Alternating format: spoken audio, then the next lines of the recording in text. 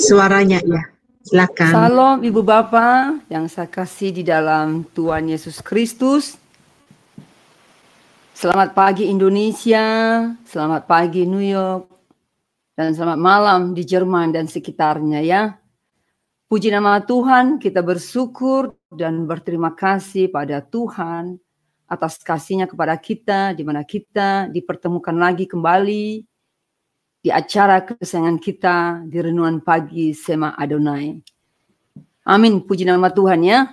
Sebelum kita memulai renungan pagi kita, marilah kita membuka renungan pagi Sema Adonai ini di dalam nama Bapa, Anak, dan Roh Kudus. Mari kita satu hati, mari kita berdoa ya. Bapa yang baik, kami mengucap syukur atas kebaikan Tuhan untuk kami. Kasih-Mu yang besar untuk kami, di mana Engkau telah mengutus anak-Mu di dunia ini untuk menebus akan segala dosa-dosa kami. Karya salib-Mu Tuhan mengingatkan kami betapa besarnya kasih-Mu untuk kami. Terima kasih Bapa. Bapa yang baik, sebentar kami akan mau beribadah, memuji dan menyembah-Mu, mau mendengar firman-Mu. Tolong Roh Kudus pimpin kami semua, dari awal hingga akhir nanti di dalam renungan pagi ini. Berkati kami semua dan layakkan kami Bapa, baik yang bertugas operator, share pujian, hamba sendiri sebagai moderator, berkati kami semua Bapa. Juga jaringan internet, semua alat yang kami pakai. Tolong Bapa, Engkau tutupi kami semua dengan kuasa darah-Mu yang kudus. Dan ampunilah akan segala dosa dan kesalahan kami. Layakkan kami Tuhan untuk melayani-Mu Tuhan. Berikan kami kerendahan hati, karena segala kemuliaan hanya bagi-Mu saja Bapa. Kami juga berdoa khususnya untuk hamba-Mu Pak Daniel yang menyampaikan kebenaran firman Tuhan nantinya. Tolong Tuhan Engkau berkati Bapak Gembala kami. Biarlah semua firman nanti yang disampaikan menjadi berkat untuk kami dan semua orang. Sehingga banyak jiwa-jiwa kembali percaya kepadamu Tuhan.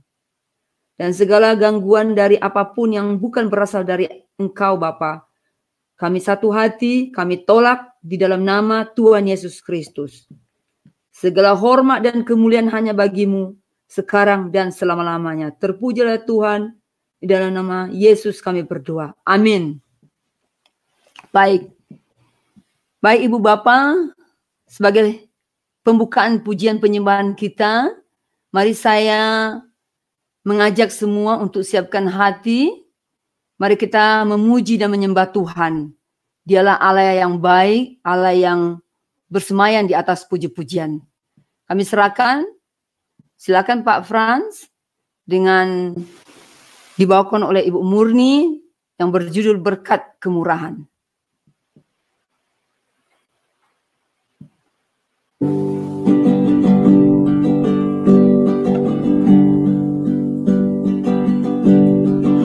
Terima kasih Yesus, Engkau sangat baik, teramat baik bagiku.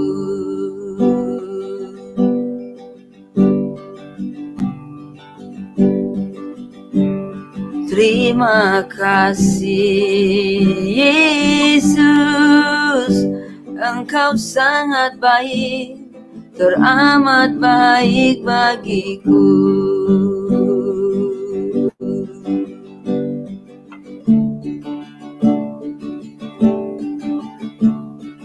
Kau hiasi kehidupanku dengan kemurahan-Mu.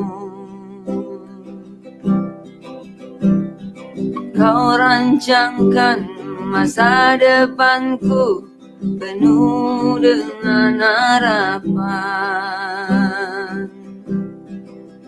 Aku ada saat ini, semuanya karena kasih-Mu.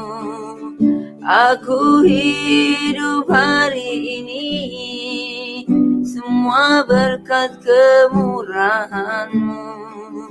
Terima kasih Yesus, Engkau sangat baik, teramat baik bagiku.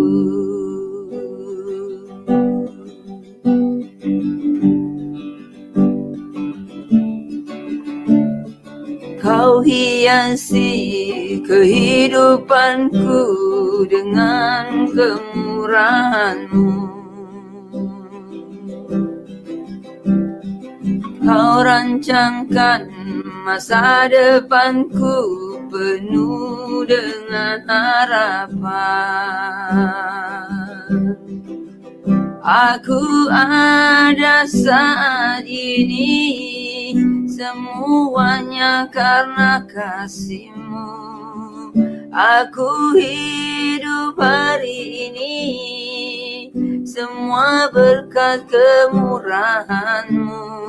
Terima kasih Yesus, Engkau sangat baik, teramat baik bagiku. Terima kasih Yesus, Engkau sangat baik, teramat baik bagiku.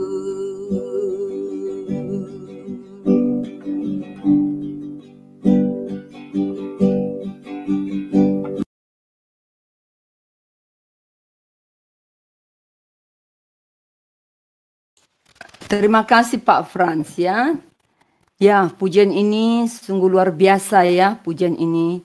Saya jadi teringat di firman Tuhan yang terambil dari Yeremia 29 ayat 11 ya. Sebab aku ini mengetahui rancangan-rancangan apa yang ada padaku mengenai kamu. Demikianlah firman Tuhan, yaitu rancangan damai sejahtera dan bukan rancangan kecelakaan, untuk memberikan kepadamu hari depan yang penuh harapan. Ya, sungguh luar biasa ya pujian ini. Tuhan memberikan kita damai sejahtera yang tidak bisa dibanding dengan apa yang kita miliki di dunia ini. Damai sejahtera yang benar-benar membuat kita nyaman ya, membuat kita damai di dalam hati kita. Sungguh luar biasa pujian ini yang mengingatkan kita betapa Tuhan itu baik kepada kita. Baik, sebelum kita mulai pujian, mari dengar firman. Hari ini firman Tuhan adalah temanya adalah doa Paulus part yang kedua yang disampaikan oleh Bapak Gembala kita Pak Daniel. Kami persilakan Pak, silakan.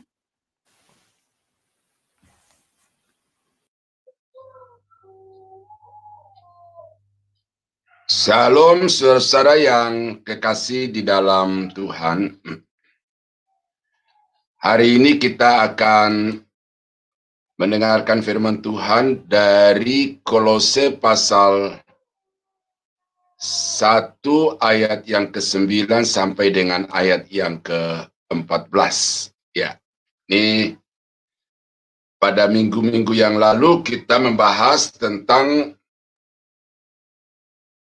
doa yang diajarkan oleh Tuhan Yesus, dan karena betapa pentingnya doa ini di dalam kehidupan orang percaya, saya akhirnya berpikir untuk mengupas atau menggali beberapa bagian firman Tuhan yang berkaitan dengan doa. Dan secara khusus yang akan kita bahas beberapa sesi ke depan, doa Rasul Paulus untuk jemaat-jemaat ya, dan saya belajar tentang apa yang Paulus doakan ini sungguh sangat berbeda dengan doa banyak orang-orang Kristen yang kadang-kadang ya walaupun secara asumsi tetapi saya berkesimpulan dimotivasi oleh hawa nafsu. Nah, karena itu maka kita perlu belajar tentang apa yang Paulus doakan kepada Tuhan untuk jemaat-jemaatnya.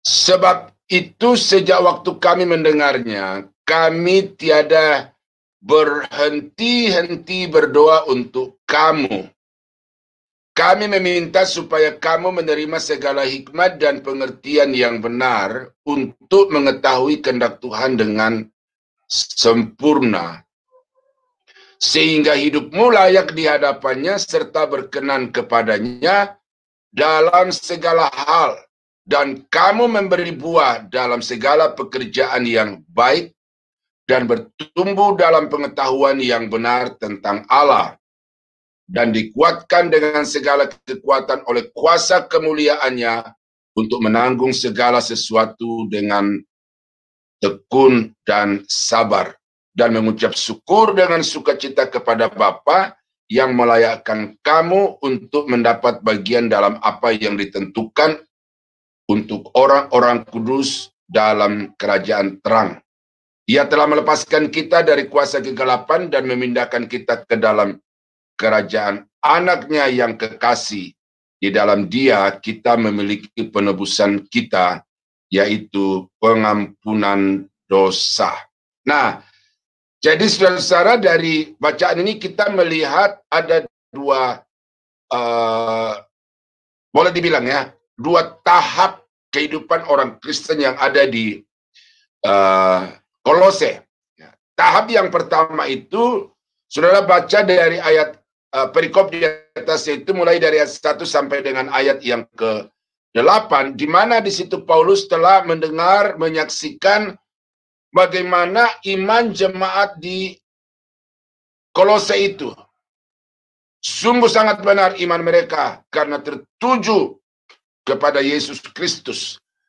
Lalu kasih mereka kepada orang-orang percaya yang lain, kepada jemaat-jemaat itu sungguh sesuai dengan apa yang diharapkan oleh Tuhan. Dan karena itu bagian pertama dari perikop ini berbicara tentang Paulus mengucap syukur atas pencapaian atau tingkat iman yang sudah dicapai oleh jemaat di Kolose. Tetapi kemudian dari ayat yang ke-9 sampai dengan ayat yang ke-14 ini, saya dapat juga katakan ini merupakan level berikut yang harus diperjuangkan oleh jemaat di Kolose, yaitu supaya mereka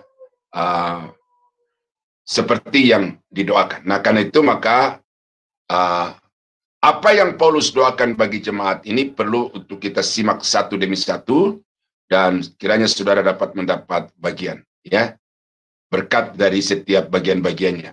Nah, pokok-pokok doa Paulus bagi jemaat. Nah, hal pertama yang didoakan Paulus di dalam bacaan kita tadi itu adalah terdapat di dalam ayat yang ke-9 seluruhnya, tetapi di dalamnya ada banyak poin yang saya harus uraikan satu demi satu. Ya. Yang pertama yang Paulus mintakan kepada Tuhan untuk jemaat di Kolose adalah supaya jemaat itu menerima hikmat yang benar dari Allah. Ini. Menerima hikmat yang benar dari Allah. Ayat yang ke-9 lengkapnya berkata begini. Sebab itu sejak waktu kami mendengarnya, kami tiada berhenti-henti berdoa untuk kamu. Kami meminta, kami meminta supaya kamu menerima segala hikmat yang benar. Nah, jadi saya sengaja kasih warna yang merupakan kalimat-kalimat yang utuh, ya. Jadi Paulus berdoa kepada Allah dengan sungguh-sungguh supaya jemaat di Kolose itu dapat menerima segala hikmat yang benar. Pengetahuan dengan hikmat itu ya mirip-mirip tetapi sangat berbeda. Bahwa hikmat itu adalah bagaimana kita mengimplementasikan ilmu, mengimplementasikan pengetahuan itu secara benar di tengah-tengah masyarakat. Karena ada banyak orang yang pintar, pandai, tetapi kemudian berperilaku secara tidak berhikmat di tengah-tengah masyarakat. Tadi malam saya mendapatkan satu video dari grup, itu ada 3 orang yang dijejer di depan lubang kubur, ya, mereka diikat tangan ke belakang dan di belakangnya ada regu-regu yang siap untuk mengeksekusi. Nah, ternyata narasi yang ditulis di bawahnya itu adalah koruptor-koruptor. Ya. Jadi koruptor ini dieksekusi mati oleh karena diputuskan oleh negara mereka telah berdosa, telah berlaku jahat terhadap bangsa dan karena itu mereka dieksekusi. Nah, apa yang saya mau angkat dari kisah atau video itu adalah bahwa ada orang yang pintar. Karena pintar maka dia direkrut oleh negara untuk menjadi aparat, menjadi abdi negara. Tetapi kepintarannya itu tidak dipergunakan secara bijak untuk pembangunan negara bangsa, untuk kesejahteraan warga masyarakat, tetapi dipakai kepintarannya untuk kepentingan diri sendiri. Nah, jadi orang pintar itu belum tentu dapat menerapkan kepintarannya itu secara benar dan oleh karena itu dia tidak berhikmat. Nah, jadi itu sebabnya maka Paulus berdoa kepada jemaat kepada Tuhan untuk jemaat di Kolose ini supaya mereka dapat memperoleh hikmat. Hikmat itu akan menuntun mereka untuk berperilaku secara benar, secara wajar sebagai anak-anak Tuhan. Dan hikmat ini, saudara, itu berdampak atau berimplikasi kepada beberapa aspek kehidupan. Nah, seperti di dalam Efesus pasal 1, 16 dan 17. Ini akan saya uraikan panjang lebar nanti di bagian lain. Ya. Aku pun tiada berhenti mengucap syukur karena kamu, dan aku selalu mengingat kamu dalam doaku, dan meminta kepada Allah kita, Tuhan kita Yesus Kristus, yaitu Bapa yang mulia itu, supaya ia memberikan kepadamu roh hikmat dan wahyu untuk mengenal dia dengan benar. Nah, jadi Paulus berdoa untuk jemaat di Kolose ini supaya jemaat itu dapat memperoleh hikmat atau roh hikmat, dan dengan roh hikmat itu mereka dapat mempergunakan kepandaian, kepintaran untuk mengenal Allah. Atau melalui kepintaran, melalui kepandaian mereka itu, mereka dapat menemukan siapa Tuhan itu sesungguhnya di dalam hidup mereka. Nah, ada banyak ilmuwan-ilmuwan yang kemudian bertobat menerima Tuhan oleh karena hasil temuan yang mereka dapatkan itu sungguh-sungguh melampaui akal pikiran manusia. Ya, seperti kalau kita lihat di YouTube itu ada penemuan-penemuan yang ditemukan, ya, entah tahun berapa ini ditemukan, tetapi kemudian di Laut Teberau itu ditemukan adanya pedati, roda-roda pedati yang tersalut dengan emas. Kemudian para ilmuwan ini berpendapat bahwa ini bukan sesuatu yang terjadi secara alami, tetapi ini sesuatu yang terjadi secara peristiwa, secara insiden.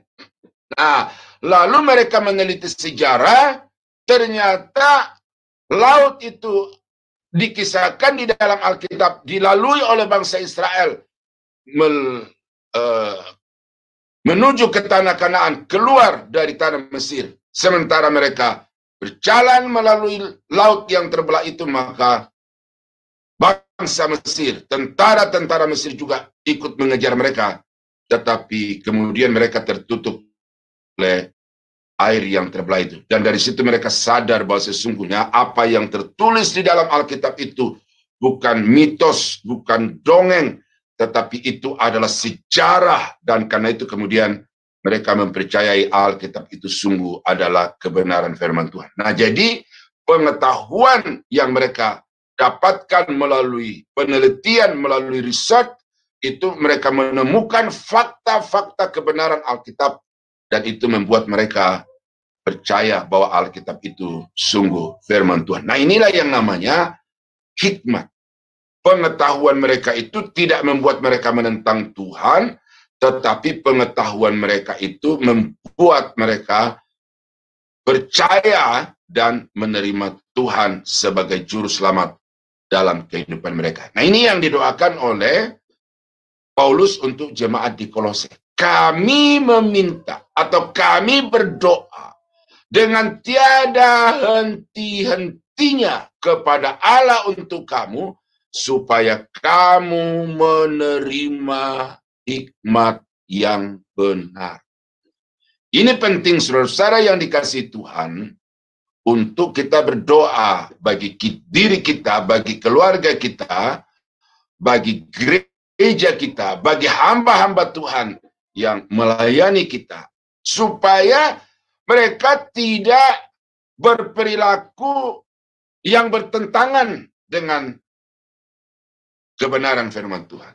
Supaya mereka berperilaku sebagai orang yang bijaksana, yang memiliki hikmat yang daripada Allah, dengan melakukan dan mengajarkan kebenaran itu di dalam pelayanan dan kehidupan mereka. Ini fakta-fakta yang kita temukan, saudara-saudara. Sangat ironi bahwa ada begitu banyak hamba-hamba Tuhan yang bukan saja tidak bisa bertindak dengan hikmat dan kebijakan dari Tuhan, tetapi bahkan mereka sangat tidak mengerti apa yang sesungguhnya mereka sedang baca dan sedang ajarkan itu. Nah, karena itu maka menjadi pergumulan saya sekarang ini di bidang pelayanan kerohanian, supaya hamba-hamba Tuhan itu sungguh-sungguh diberikan hikmat yang benar daripada Allah, sehingga mereka dapat mengajarkan firman Tuhan itu dengan penuh hikmat dan kebenaran juga. Nah, di dalam Amsal pasal 3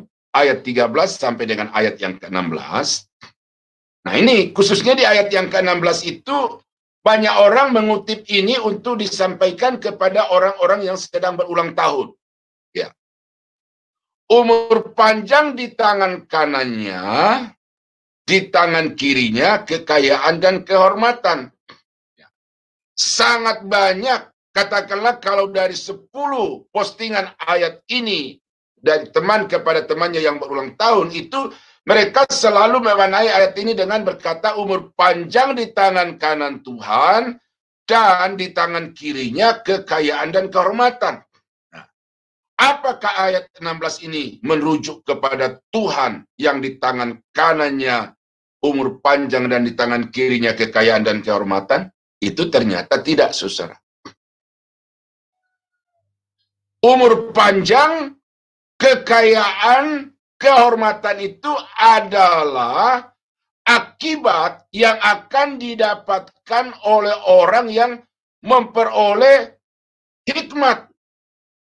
Nah, karena itu di dalam ayat yang ke-13 dikatakan, berbahagialah orang yang mendapat hikmat, orang yang memperoleh kepandaian. Lalu koma, ayat 14, ayat 15, lompat ke ayat 16. Karena orang yang mendapat hikmat, memperoleh kepandaian itu, di tangan kanannya umur panjang, di tangan kirinya kekayaan dan kehormatan. Jadi kita melihat di sini, dampak dari memperoleh hikmat yang dari Tuhan itu, bukan saja membawa kita untuk lebih mengenal Tuhan dengan benar, tetapi juga itu akan menjadi satu syarat kondisi yang memungkinkan kita untuk mencapai umur yang panjang dan untuk mendapatkan berkat-berkat materi serta kehormatan di tengah-tengah dunia ini. Karena itu maka Paulus ya tiada henti-hentinya berdoa untuk jemaat di Kolose supaya mereka mendapatkan hikmat yang benar. Nah, jadi kalau saudara berdoa untuk anak-anak saudara itu, apa yang saudara doakan? Apakah supaya mereka pandai, supaya mereka sekolah tinggi, kemudian mendapatkan pekerjaan di tempat yang bagus, lalu menjadi kaya raya? Ya, itu tidak salah, itu wajib. Tetapi sampai di situ, itu level doanya Yabes. Yang semuanya untuk diri sendiri. Tetapi Paulus di sini mengajarkan kita supaya kita berdoa untuk anak-anak kita, untuk anggota keluarga kita, supaya mereka juga memperoleh hikmat yang benar dari Tuhan. Saudara berdoa untuk komunitas saudara, untuk apa? Berdoa supaya diberkati, supaya fasilitas ibadah kita semakin bertambah baik, bertambah nyaman kalau kita sedang beribadah di dalamnya. Itulah yang sedang diperjuangkan oleh gereja-gereja Tuhan di Indonesia. Saya minggu kemarin diundang khotbah di satu gereja dan dia baru merenovasi gerejanya itu jadi bagus sekali. Lalu apa yang menjadi tujuan adalah supaya nyaman ibadahnya. Lalu saya tanya, apakah Bapak sudah ambil S2? Oh, tunggu dulu Pak, saya benahi dulu ini gereja supaya jemaat nyaman. Nah, jadi pendeta ini lebih menekankan kepada fasilitas ibadah daripada mendapatkan pengetahuan pengertian yang benar dari Tuhan itu. Dan saya dorong dia supaya dia terus belajar karena masih muda dan potensi ada.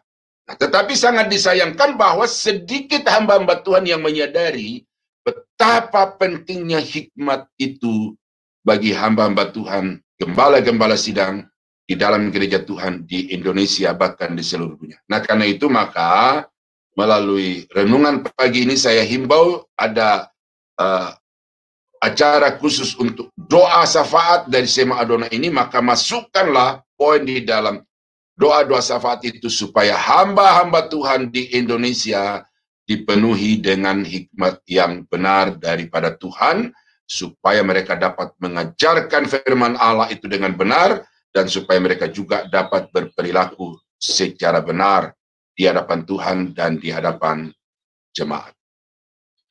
Nah, yang kedua, apa yang dimintakan oleh Paulus kepada Tuhan untuk jemaat di Kolose dikatakan begini, masih di dalam ayat yang ke-9, tetapi bagian B-nya, saya bacakan sekali lagi. Sebab itu sejak waktu kami mendengarnya, kami tiada berhenti berdoa untuk kamu. Kami tiada berhenti-henti berdoa untuk kamu. Kami meminta supaya kamu menerima segala pengertian yang benar.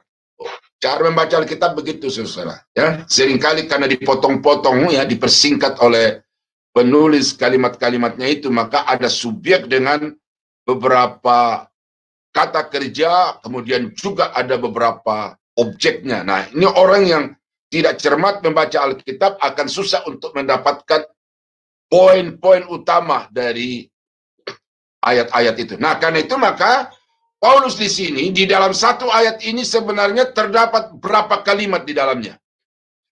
Minimal ada 3 atau 4 kalimat, tetapi dijadikan sebagai satu kalimat.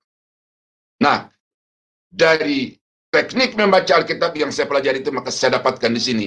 Apa sebenarnya yang menjadi inti doa Paulus yang terdapat di dalam ayat yang ke-9 bagian ayat 9 ini, dan ternyata salah satu yang dia doakan adalah supaya jemaat di Kolose itu mendapatkan pengertian yang benar.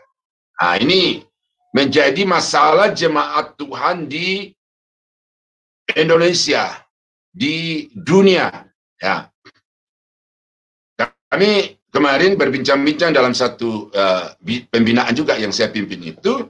Kami bicara tentang kondisi kekristenan baik di Ambon, di Toraja maupun di Batak, karena yang berkumpul ya suku-suku itu.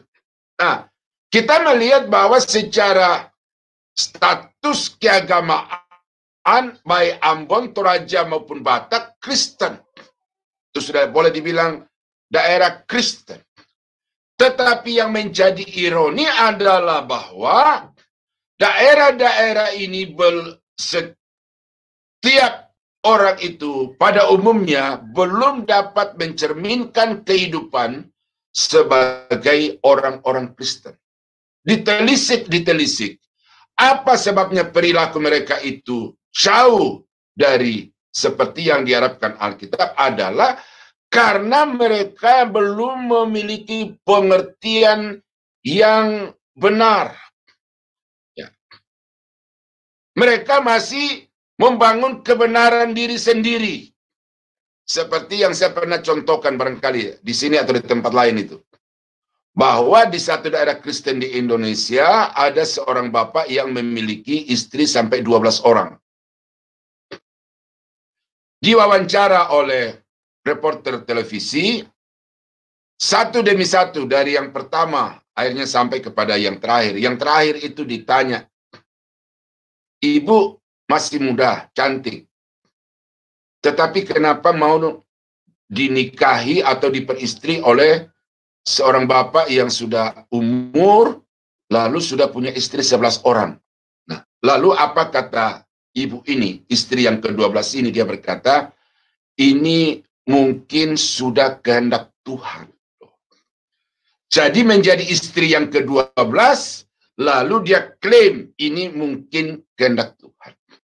Di mana di dalam Alkitab yang mengatakan bahwa istri yang kedua, ketiga, keempat itu merupakan kehendak Tuhan? Itu adalah kebodohan. Satu tindakan yang kemudian mencari pembenaran dengan mengatakan ini mungkin kehendak Tuhan. Sama juga dengan bercerai gitu.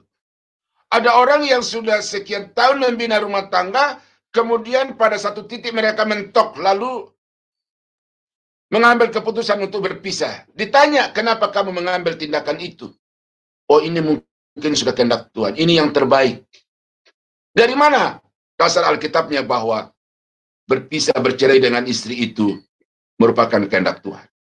Apa yang sudah dipersatukan oleh Allah tidak boleh diceraikan oleh manusia. Itu kehendak Allah. Ya. Sebab sejak semula Alkitab mengatakan Allah menciptakan laki-laki dan perempuan. Jadi tidak ada kehendak Tuhan untuk istri kedua, ketiga, apalagi 12. Nah, lalu mereka kutip contoh-contoh di dalam Alkitab. Abraham punya istri lebih dari satu. Yakub punya istri lebih dari satu. Daud, apalagi Salomo. Jadi mereka mengutip ayat-ayat yang kelihatannya benar untuk membenarkan apa yang mereka lakukan. Tapi saudara, kalau saudara pelajari khusus mengenai pernikahan di dalam Alkitab itu, orang yang melanggar hukum Tuhan, satu suami, satu istri, itu akan berdampak buruk bagi keluarga itu. Coba periksa bagaimana kehidupan Abraham karena memperistri lebih dari satu orang. Sampai sekarang itu berdampak buruk. Israel, Hamas itu salah satu akibat dari Abraham lebih mendengarkan kata istrinya daripada apa yang dikatakan Alkitab. Keluarga Daud senantiasa ada peperangan, ya. Tuhan sendiri mengatakan pedang tidak akan undur dari keluargamu. Karena apa? Karena Daud melanggar ketetapan Tuhan. Satu istri, satu suami, dan menjaga ikatan suami istri itu di dalam kehidupan yang kudus. Jadi tidak ada orang yang melanggar ketentuan pernikahan di dalam Alkitab itu yang kemudian hidupnya damai, hidupnya tentram. Ada masalah, bahkan ada hukuman dari Tuhan. Oleh karena itu maka, saudara-saudara, perlu kita untuk memperoleh pengertian yang benar dari firman Allah. Percaya Alkitab itu firman Allah, itu dasar. Tetapi di atas kepercayaan terhadap Alkitab sebagai firman Allah itu, kita harus membangun pengertian. Nah, saya kutip lagi satu bagian dari khotbah yang saya pernah sampaikan kepada Bapak Ibu. Nah, di dalam Kisah Rasul pasal 8 ayat 30 sampai 31, Filipus segera ke situ dan mendengar sida-sida itu sedang membaca kitab Nabi Yesaya. Kata Filipus, mengertikah Tuhan apa yang Tuhan baca itu? Jawabnya, bagaimanakah aku dapat mengerti? Tuh, bagaimanakah aku dapat mengerti kalau tidak ada yang membimbing aku? Lalu ia meminta Filipus naik dan duduk di sampingnya, artinya untuk memberikan penjelasan tentang ayat itu kepada sida-sida itu. Nah, jadi inilah suatu realitas, saudara, bahwa ada begitu banyak orang yang beriman, saleh, tetapi kepercayaan dan kesalehannya itu kosong, tidak ada isi. Oleh karena apa? Karena mereka tidak mengerti apa yang tertulis di dalam kitab suci itu. Nah, karena itu saudara-saudara, saya mau katakan sekali lagi, pendeta itu bukan sekedar jabatan. Pelayan Tuhan bukan sekedar profesi. Tetapi pada jabatan profesi hamba Tuhan pendeta itu melekat satu tanggung jawab untuk memberikan pengertian yang benar kepada jemaat Tuhan yang datang beribadah setiap minggu, yang mungkin ratusan ribuan bahkan puluhan ribu itu. Karena itu pendeta tidak boleh bangga berhenti hanya sampai kepada jemaatnya yang ribuan, kemudian gedung gerejanya yang mewah, asetnya melimpah ruah. Tetapi seorang pendeta harus membekali diri dengan pengertian yang benar dari firman Allah, supaya kemudian dia dapat mengajarkan jemaat itu pengajaran yang benar. Nah, itulah saudara satu langkah-langkah teknis yang harus saudara lakukan di dalam kehidupan saudara kalau saudara mau supaya jemaat saudara itu atau komunitas saudara itu bertumbuh di dalam pengertian yang benar. Nah, ini konsen Paulus di dalam pelayanannya, saudara. Dia tidak hanya merintis jemaat lalu dia tinggal, kemudian memperbanyak anggota-anggota gereja, tetapi sesudah dia mendirikan sebuah jemaat baru, dia bina jemaat itu menjadi dewasa, dan salah satu bentuk pendewasaannya oleh Paulus adalah menolong jemaat untuk mengerti kebenaran firman Tuhan itu. Nah, karena itu maka berdoalah supaya gereja-gereja Tuhan di Indonesia dilengkapi dengan hamba-hamba Tuhan yang punya kapabilitas yang mumpuni untuk menolong jemaat bertumbuh di dalam pengertian yang benar tentang kebenaran firman Tuhan. Nah, ini kita bandingkan ini ya. Mazmur 106 ayat yang ke-6 dan ke-7. Kami dan nenek moyang kami telah berbuat dosa. Kami telah bersalah, telah berbuat fasik. Nenek moyang kami di Mesir tidak mengerti perbuatan-perbuatanmu. Lihat. Nenek moyang kami di Mesir tidak mengerti perbuatan-perbuatanmu yang ajaib. Tidak ingat besarnya kasih setiamu, tetapi mereka memberontak terhadap yang maha tinggi di tepi laut Tebrau. Nah, jadi saudara-saudara, kita melihat di sini bahwa ketidakmengertian itu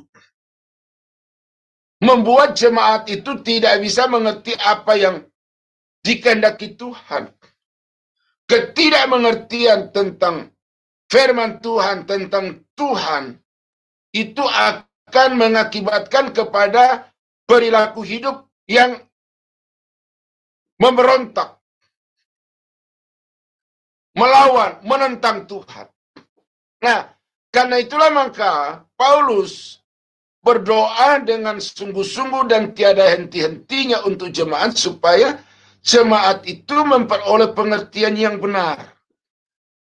Sejak saya lulus dari sekolah teologi S1 tahun 2000, itu yang menjadi konsen pelayanan saya itu adalah bagaimana mengajarkan Alkitab itu secara benar agar jemaat memperoleh pengertian yang benar. Saya tidak peduli dengan berapa banyak orang yang datang di ibadah yang saya layani.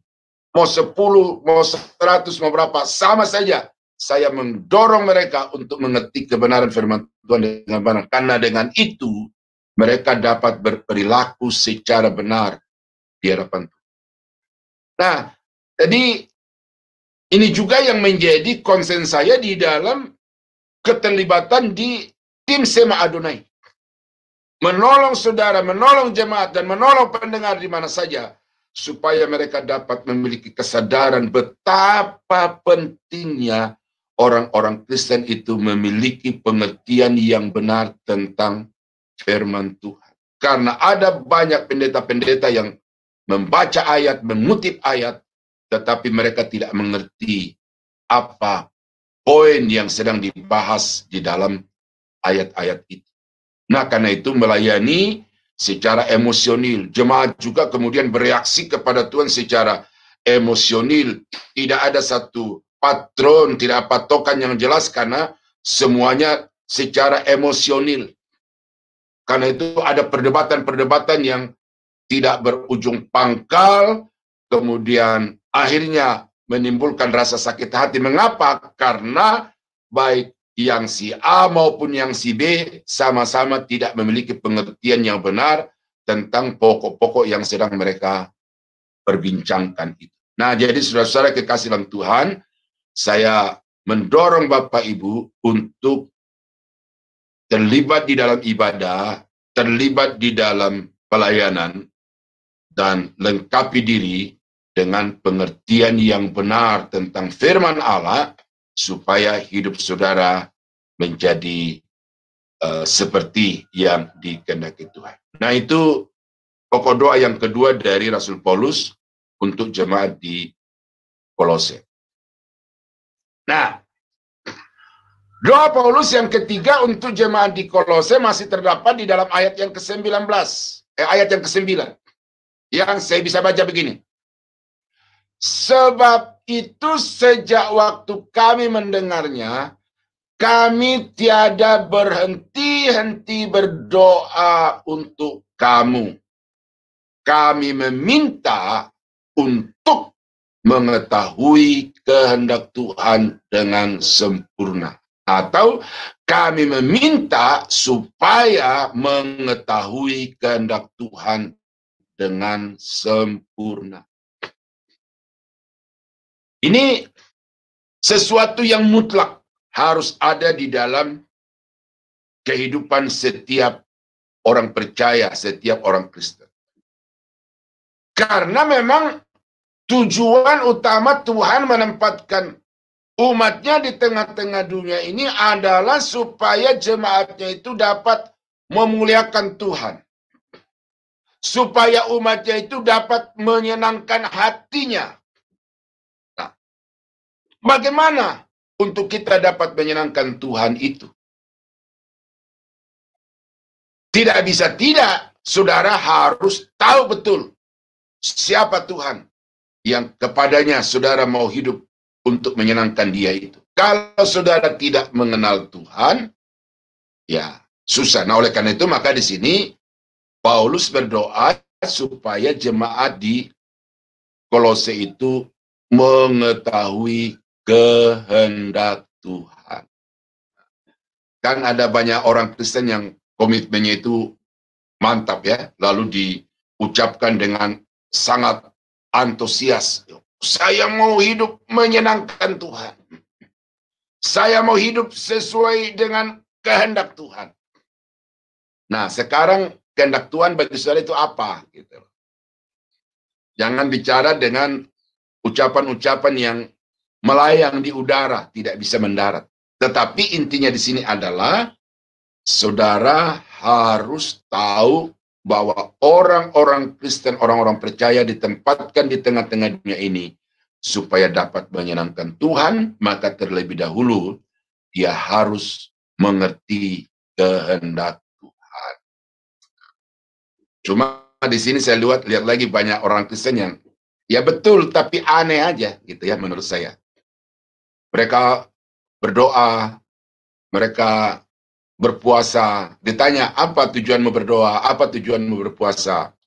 Ya supaya Tuhan menyatakan apa yang saya harus lakukan untuk menyenangkan hatinya. Tidak puas doa di gereja, tidak puas puasa di gereja, maka pergi ke puncak, ya kalau di Jakarta, pergi ke puncak untuk doa puasa. Supaya apa? Supaya mereka mendapatkan apa yang Tuhan mau mereka lakukan, apa yang Tuhan kehendaki. Kelihatannya sangat rohani Bapak Ibu.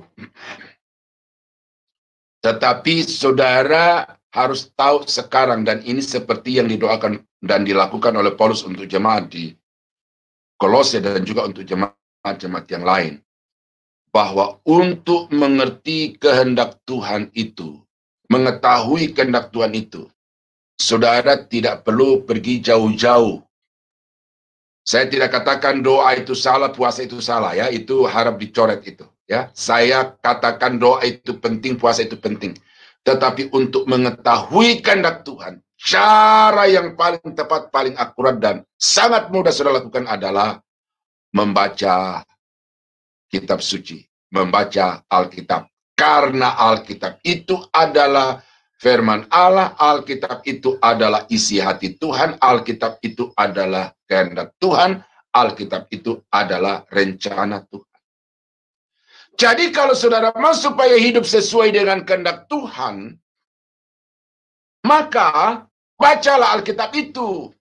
Pelajari dan mengertilah Alkitab itu. Supaya saudara tahu, oh ternyata Tuhan mau supaya saya hidup kudus.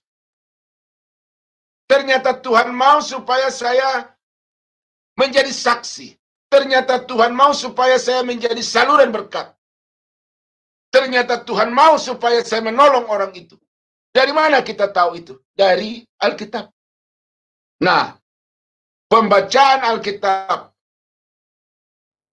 studi biblikal, kemudian ditambah dengan doa, itu akan semakin jelas terang benderang apa yang Tuhan kehendaki. Nah, karena itu maka saudara-saudara, Paulus di bagian yang lain di dalam Efesus pasal 5 ayat yang ke-17 dia berkata, sebab itu janganlah kamu bodoh. Nah ini, bodoh.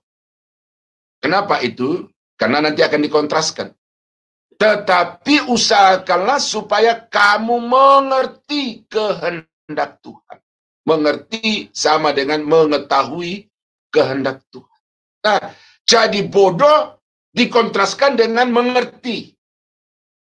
Bodoh dikontraskan dengan mengetahui. Dan ini yang Paulus sangat tegaskan di dalam doanya kepada jemaat di Kolose, kepada jemaat di Efesus, dan untuk semua jemaat-jemaat yang dia layani, dia selalu upayakan supaya jemaat-jemaat itu mengetahui dan mengerti kehendak Tuhan melalui pengajaran firman Tuhan.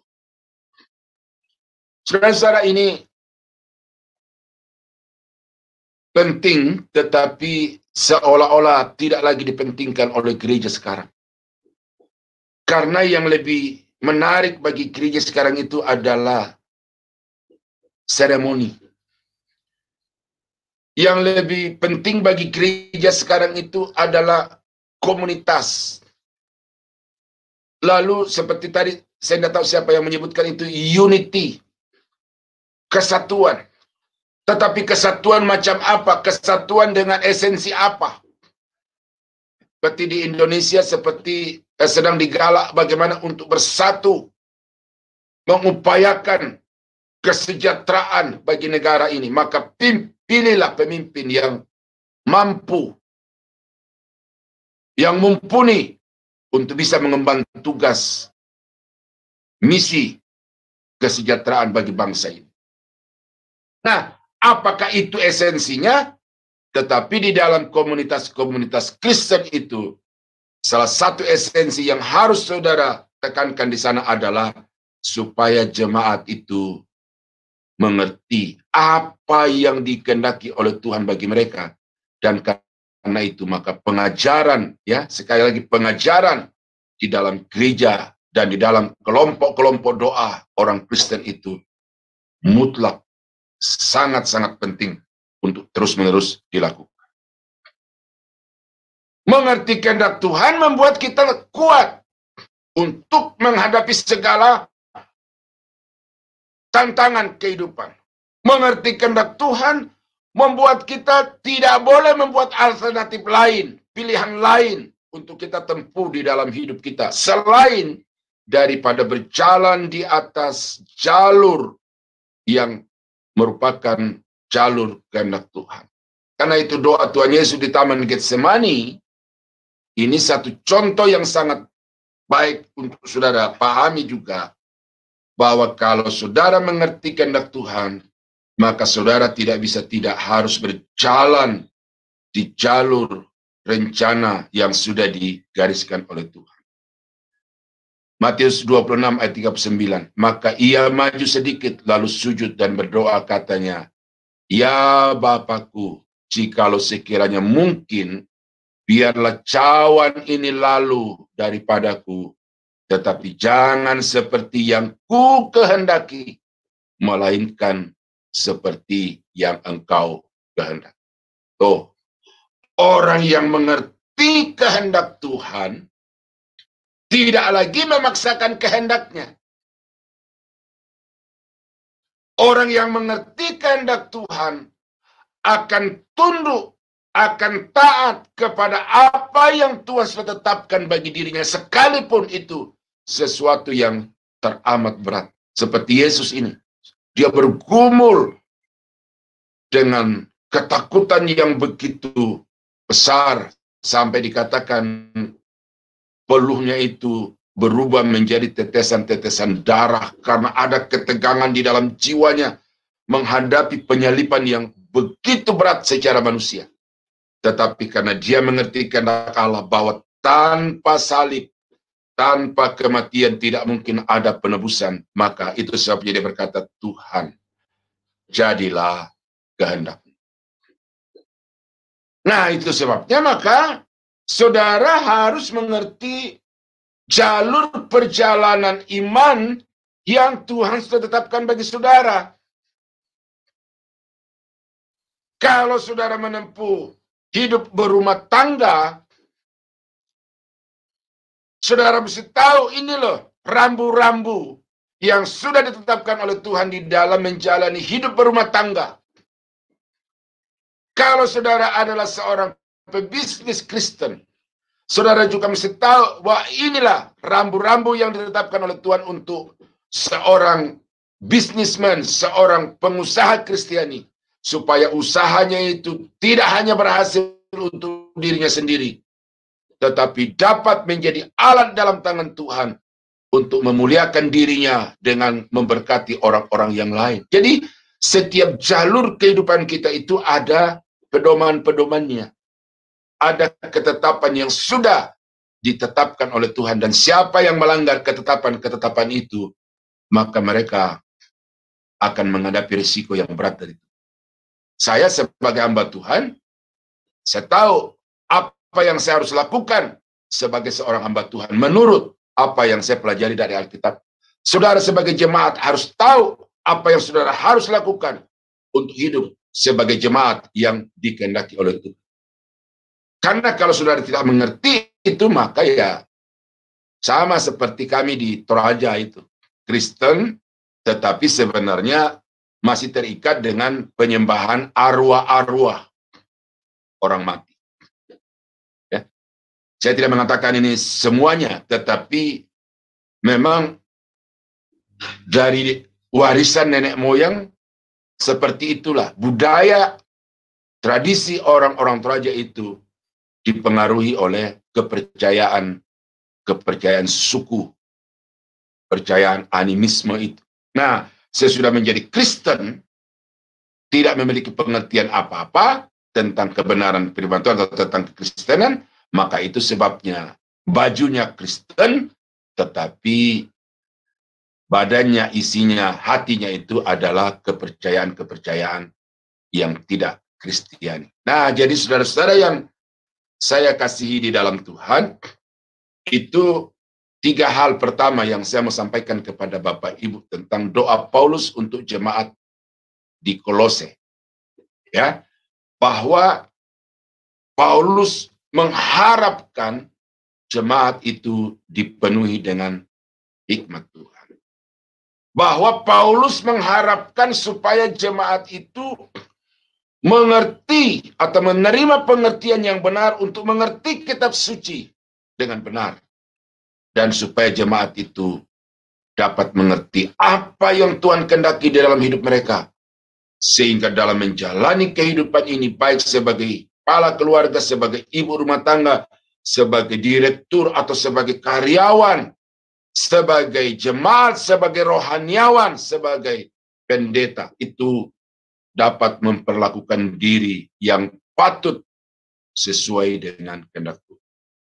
Nah, saudara, karena banyak hal yang perlu kita gali dari doa Paulus ini, saya sampaikan bagian demi bagian saja, dan biar nanti kita akan membahasnya sampai tuntas, dan saudara jangan bosan, akan ada beberapa minggu ke depan untuk kita bahas ini. Tuhan Yesus memberkati, mari kita tunduk kepala, kita berdoa. Bapa yang di surga, terima kasih karena pada hari ini kami belajar dari seorang hamba Tuhan yang luar biasa. Dia tahu apa yang sangat-sangat penting dan yang sangat-sangat prioritas di dalam kehidupan jemaat-jemaat Tuhan. Karena itu apa yang sudah kami pelajari dari Rasul Paulus hari ini, di dalam dia menaikkan doa-doanya untuk jemaat yang dia layani, maka kiranya itu juga dapat menjadi pemahaman kami, lalu kemudian menjadi tanggung jawab kami di dalam mengiring Tuhan dan juga di dalam melayani Engkau. Sema Adonai Tuhan hadirkan untuk dapat menjadi corong penyampai suara kebenaran firman Allah kepada jemaat Tuhan. Karena itu kami berdoa supaya semua tim di Sema Adonai menyadari betapa pentingnya hal-hal yang telah kami dengar dan didoakan oleh Paulus ini, supaya Sema Adonai sungguh-sungguh dapat menjadi alat yang heran dan ajaib dalam tangan Tuhan untuk memperluas penjangkauan jiwa-jiwa baru bagi Yesus Kristus dan kerajaannya. Makasih Bapa, hamba-Mu akan berhenti berbicara, tetapi Roh Kudus kiranya berbicara. Kami berdoa dan kami syukuri firman Tuhan hari ini di dalam nama Yesus. Haleluya. Amin. Saya kembalikan kepada Ibu Murni. Terima kasih Pak Daniel. Firman yang sangat luar biasa, kita sangat diberkati ya firman ini. Yang kita tadi baru dengar ya, ada 3 pokok doa Paulus yang sangat penting: menerima berkat yang benar dari Allah, menerima pengertian yang benar ya, dan mengetahui kehendak Tuhan di dalam hidup kita. Sungguh luar biasa firman ini ya. Semoga firman ini menjadi rema dalam hidup kita, dan kita terus mau ya bergaul intim dengan Bapa, agar juga kita di dalam berdoa, agar kita di dalam bersekutu dengan Tuhan di dalam hidup kita, agar kita terus semakin dekat dengan Tuhan ya, supaya hidup kita ini dapat dijadikan bejana yang harum untuk Tuhan. Baik, terima kasih Pak Daniel. Baik, sebagai meresponi untuk firman Tuhan ini, mari kita mendengar pujian yang dibawakan oleh Ibu Murni, bagai Raja Wali. Silakan Pak Frans.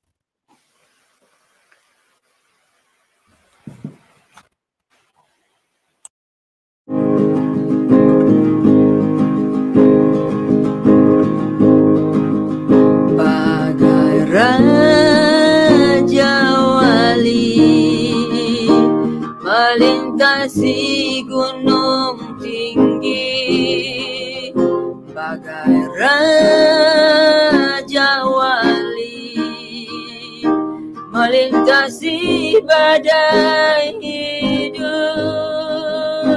dibawa kepang sayapmu. Kau bawaku terbang tinggi, melintasi langit biru, bagaikan Raja Wali.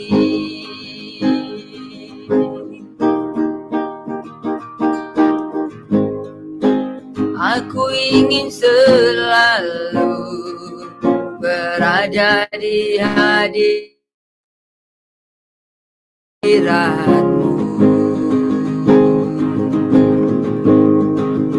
Aku ingin selalu berlindung dalam naunganmu,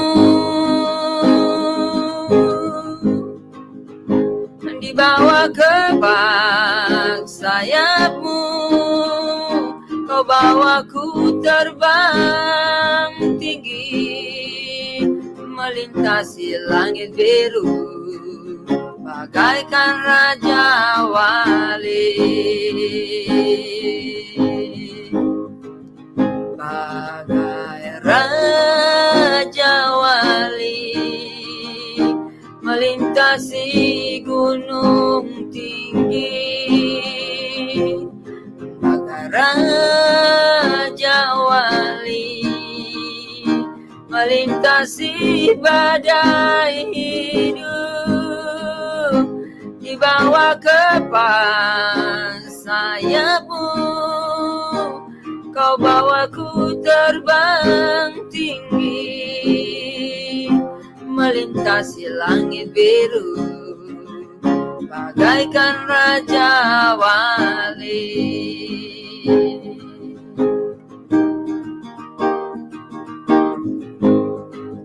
Aku ingin selalu berada di hadirat-Mu. Aku ingin selalu berlindung dalam naungan-Mu, di bawah kepas sayap-Mu, kau bawaku terbang tinggi, melintasi langit biru, bagaikan Raja Wali. Bagai Raja Wali, melintasi gunung tinggi, bagai Raja Wali, melintasi badai hidup, di bawah kepas sayap-Mu, kau bawaku terbang tinggi, melintasi langit biru, bagaikan Raja Wali. Melintasi langit biru, bagaikan Raja Wali.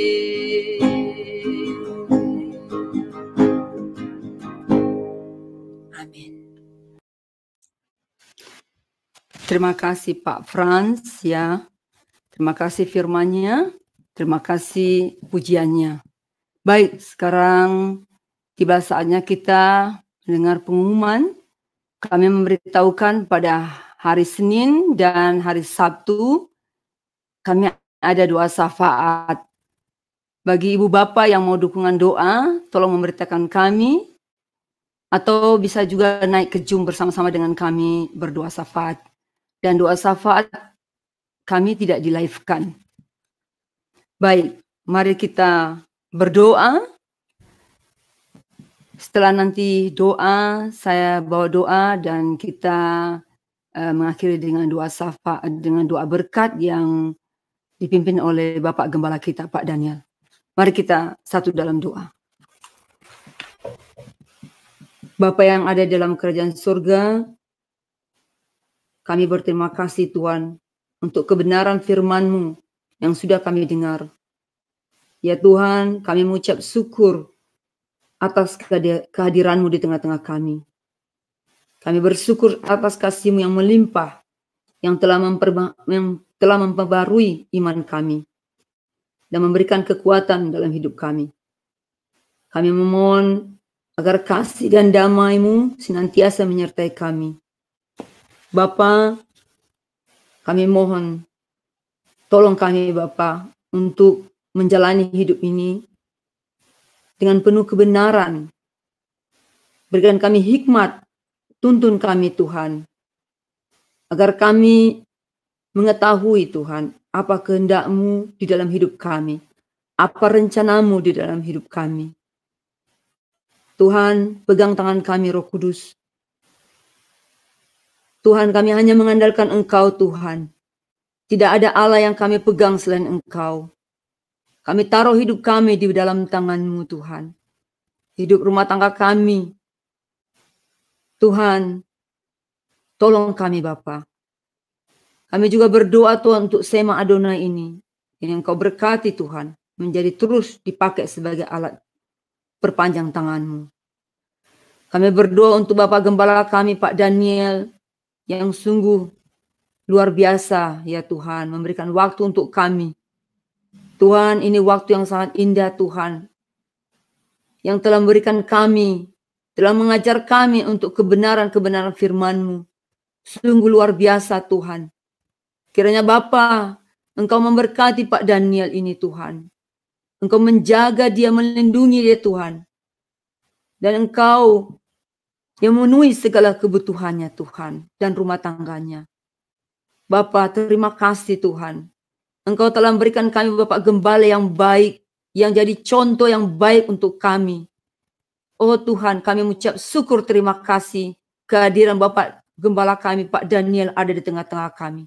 Kami bangga Tuhan, kami memiliki Pak Daniel yang Engkau telah kirimkan kepada kami. Terima kasih Tuhan tuntunan-Mu. Bapa, sebentar lagi kami berpisah Tuhan. Tuhan, kami serahkan segala aktivitas kami dalam tangan Tuhan. Biarlah Roh Kudus memimpin kami dan menjaga kami Tuhan dalam setiap langkah-langkah kami. Agar kami terus menyenangkan hati Tuhan sampai Tuhan datang kedua kali menjemput kami. Kami berdoa di dalam nama Tuhan Yesus, Juru Selamat kami. Haleluya. Amin. Silakan Pak Daniel.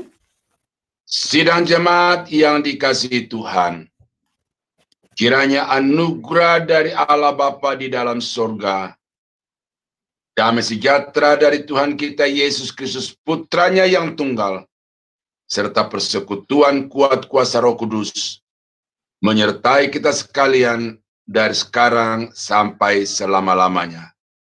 Dalam nama Yesus, kami akhiri renungan pagi Sema Adonai hari ini. Haleluya. Amin. Amin. Amin. Ya, baik. Dengan berakhirnya doa blessing ini, doa berkat, maka renungan pagi kita saat ini selesai. Sampai besok, sampai jumpa lagi. Tuhan Yesus memberkati. Salam.